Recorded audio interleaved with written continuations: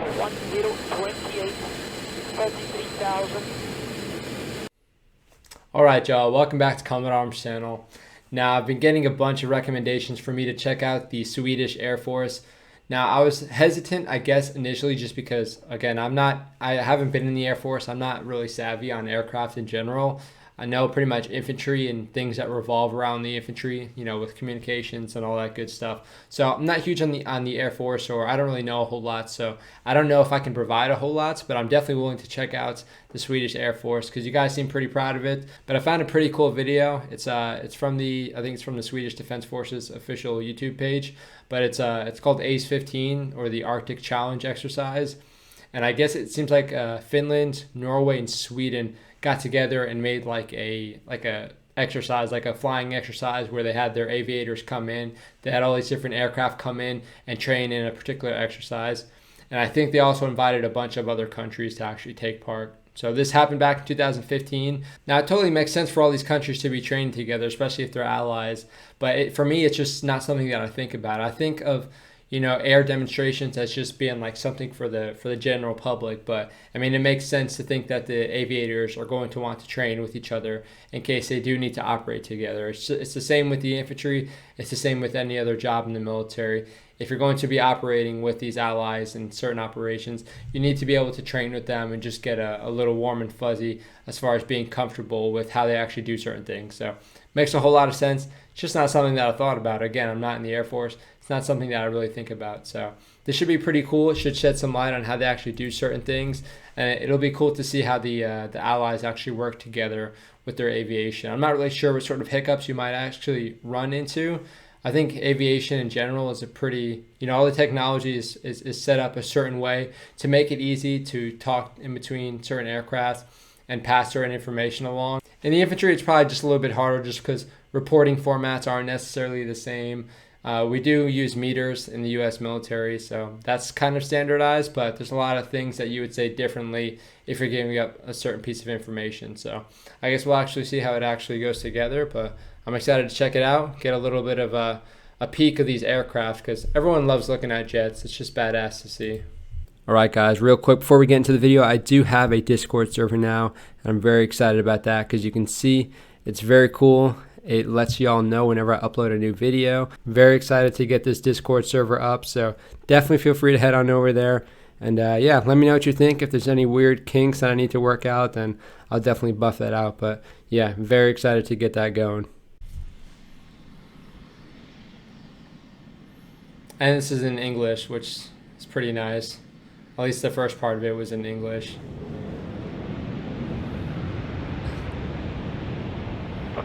Flight 100, first Kallax, control. Regen in 2 minutes, 4 levels.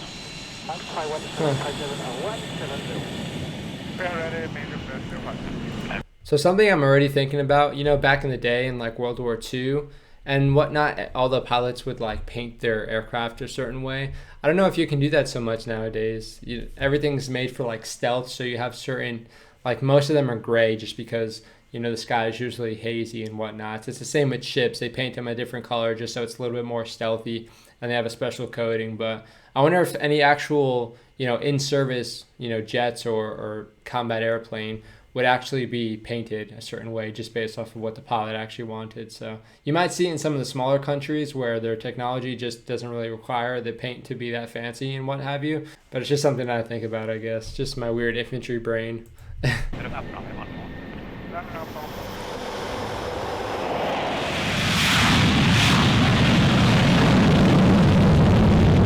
grief. The power behind that thing. ACE is a Nordic operation between Sweden, Norway and Finland. It's planned and executed by these three countries. Regen in 2 minutes, 4 levels. Welcome.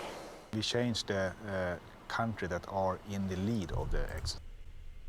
That is a really cool patch. Whoever designed that patch, good on them, because that's pretty solid. I've seen some pretty lame patches, especially in like the Air Force and a lot of weird units, but that's a pretty solid one. That looks pretty cool. Also, this year, Norway is in the lead, and Sweden and Finland are supporting Norway. Cool. Oh, always lovely weather for these so during events. Arctic Challenge, we are working together with partner nations and allies. We've got Sweden, Finland, Norway, the Netherlands, France, Germany. He sounds very American. United Kingdom, ourselves, and NATO all represented here, and we're working together to increase our interoperability, exercise our standing operating procedures, and improve our capability to integrate and work together in a large force exercise. All the military lingo. He used all of it in like 3 sentences. Yeah, okay, so we have a bunch of different countries taking part.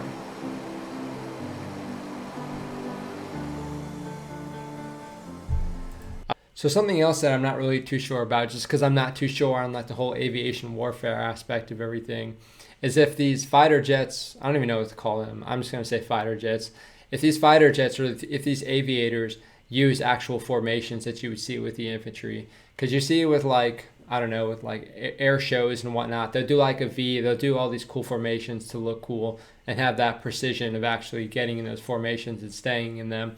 But I'm not sure how pertinent they actually are for actual combats or even dogfighting. Everyone understands how infantry can benefit from using tactics, as far as, you know, going back to the Legionnaires and the phalanx and all that good stuff. So it makes sense for infantry to use it. I'm just not sure how pertinent it is for the whole aviation warfare aspect of it. So if you guys happen to be pilots or just know a little bit more about that, then definitely feel free to drop it in the comments section, how aviators actually utilize formations in combat, if they actually do. I can imagine they would want to travel in pairs just to make sure that they can support each other, but I'm not sure about the actual formations, if they have certain formations for certain battles or certain instances. So if you guys know a little more about that, I'd appreciate it, because I'm totally clueless on that. So as you can probably see. There are several benefits with this exercise. First of all, it prepares us to create security together with other countries in our area in Scandinavia and also abroad. And secondly, it prepares Swedish Air Force and the European Air Forces for the missions in the future. And thirdly, it's a very effective way of doing exercises, because we are so close to each other. To a comparison, it costs a fourth of the cost it would take us to bring a Swedish squadron to US for a big exercise. Yeah, that's true. So it's a very cost-effective way of doing it also. He's like, yeah, we can bring all those suckers to us, but we don't have to go to them. That makes it a lot easier for us. So, I mean, I can imagine that, especially if you're trying to work with Norway and Finland and everything. It makes a lot of sense for them to stay in that local area. And, you know, the U.S. just has money to dish out, so it's a lot easier for them to get away with that if they really need to. So it's cool for the pilots. I mean, it's cool for the pilots of all the other countries just to be able to go there and see how these actual, I mean, I guess when you're in the sky, it doesn't really matter what the geographical locations sort of look like.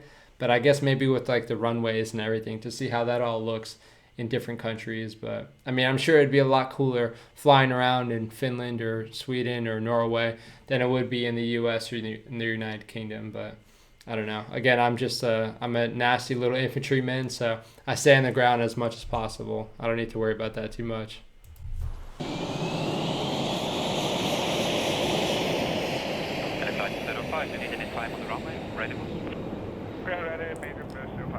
It's very cloudy, so if we take ACE airspace, this makes almost twice the size of Switzerland.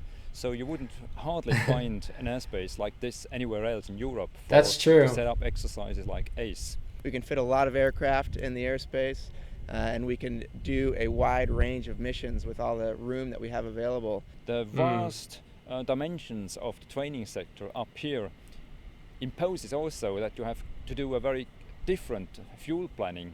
We went out and we were tasked for a defensive counter-air mission. We had 50 blue aircraft, or the guys, we call them the good guys essentially, and about 40 different red aircraft, or enemy aggressors. And we are not used to these dimensions. The US pilot looks like he's about 17 and kind of talks like it too, but the cool thing with pilots is, I don't know, they're always like super chill. And they're always cool to talk to on the radio because they're not as like formatted. They're very chill. They just want you to get the message across. So I can appreciate how the pilots actually speak like that and how chill they are for what sort of job they're actually doing. But they're already shedding light on some things that I wouldn't have even considered, especially the whole logistics portion. Of course, in the infantry, it's very easy to think about logistics because you know you want food and you know you don't want to walk too far. So it's very easy for you to think about all that because, you know, it's going to end up being a struggle for you. But with the pilots, like, yeah, they definitely need to think about getting fuel. And if they are going to be running a lot of missions, they need to think about getting a resupply or what have you. So if they're working in an airspace that they're not necessarily familiar with, or it's just way bigger than they're used to, then it's probably going to be a little bit overwhelming to actually plan around that at first. So it's cool to see how the other countries are doing it, how they actually set up the resupply and how they set up the fuel points and everything. So again, these are things I wouldn't have considered, but it makes a lot of sense for them to be talking about it. So this gives a very different and a very challenging aspect too for planning issues. Negative, Yeah. that was for Baron 2 ship, Baron 0. Air coming at 05. in T-minus. Raven 1028. Oh, hell no. There is a number of interesting threats we encounter doing these missions. Huh. Not only airborne threats like other aircraft playing red air or jamming aircraft, but also threats on the ground. Oh, shoot. True. That's cool they're implementing that. The type So now you have like all the anti-air elements and the low air defense people actually getting involved, which is very cool for them. I mean, a lot of times you don't really get the cool training, especially I've talked to a lot of the people in the US and they always talk about their training. It's a lot of fun, but they don't do it as much as they would like to. And that makes sense. You want to train as much as possible. So I'm sure it's a lot of fun for these guys to train, especially when you have all these aircraft from all these different countries and you're trying to learn all their capabilities and how your weapon system actually, you know, responds to their aircraft. It's pretty cool to think about.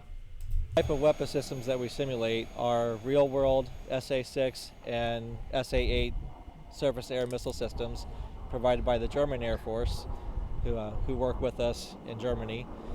And we also have some mobile systems that we can move around, also simulating SA-6s and 8s. And we have some IR infrared surface air missile simulations. And we can also launch rockets up so pilots can actually see a rocket flying to the aircraft. That's crazy. That's so cool. 165, 12, 31,000, northbound, single contact. Recommend west. Copy. That's so badass.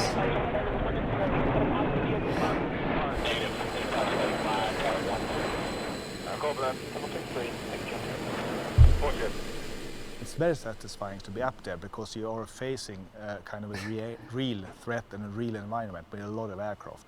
At the same time, you have to be focused because a lot of things is happening at the same time. You can have open your radar and then you can have 20 radar tracks in your scope, and that's not things that happen. Yeah, so that must be really awesome training for them, especially when you can like start implementing all the missiles and all the different aircraft. It's probably super solid.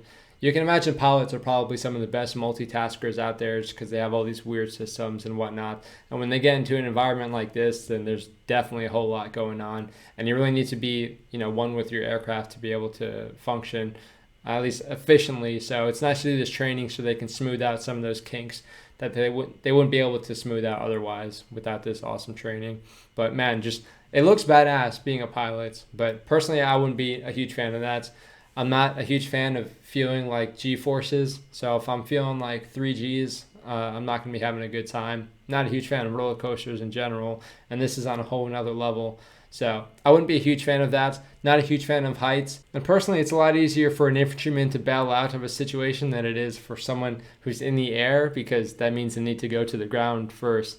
And yeah, you have a whole lot of open air for someone to take you out. And it's a little bit sketchy, but yeah, pilots are very badass, and I can appreciate them getting used to everything and doing it so much that they actually perfect it to a certain level, because it's really cool to see how they can sort of operate and get this certain level of expertise that you can see out of an infantryman when they start perfecting their craft. It's just obviously much more complicated. That's why you get all these crazy officers to do all this nonsense. Training, basically. Barrack 1 and Barrack 4, you are killed, acknowledge. Baron 1 and 4 dead, RTB. This might range from pure pleasure to really helmet on fire, stressy situations. Helmet on It also fire. might range from feeling very alone if you have to solve a problem, or feeling like, well, now this is my day because everything works nicely, like planned, and you feel that you will fly out of this exercise as a winner. So it's demanding, satisfying, and very fun. Looks like a lot of fun. Especially having that much airspace. I bet the pilots love that.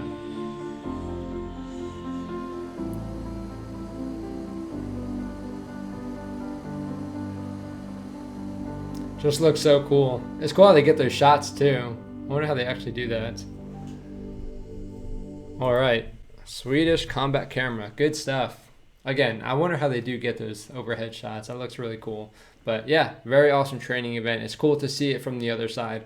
Again, infantry, it's much easier for me to understand. It's much easier for a lot of people to understand. But when you really start involving all this technology and just being one with your actual aircraft, then it really involves a whole lot more. But yeah, you can imagine these guys are pretty well trained and pretty confident, especially if they're sending them to do this joint training. It's very cool to see how they actually work together. But yeah, again, it's just things that you wouldn't actually consider, things that I wouldn't check out if it weren't for y'all's awesome recommendations. So I do appreciate it. I do appreciate you sort of pushing me out of my comfort zone and forcing me to react to something that I wouldn't have checked out otherwise. But yeah, I mean, Air Force, everyone gives a lot of crap to the U.S. Air Force just because certain reasons. I don't want to get into it, but yeah, they are very helpful. You can imagine they do a lot of good stuff. And when you don't have any air superiority, then you can imagine the infantry guys are going to be having a very bad day. You kind of have to respect anyone who's willing to get in a very expensive aircraft, go very fast in the air, spin around, and drop bombs on people. It takes a lot, and you can imagine they probably take their jobs pretty seriously. So you can also appreciate that professionalism. But again, I hope you guys enjoyed the video. This is very cool to check out.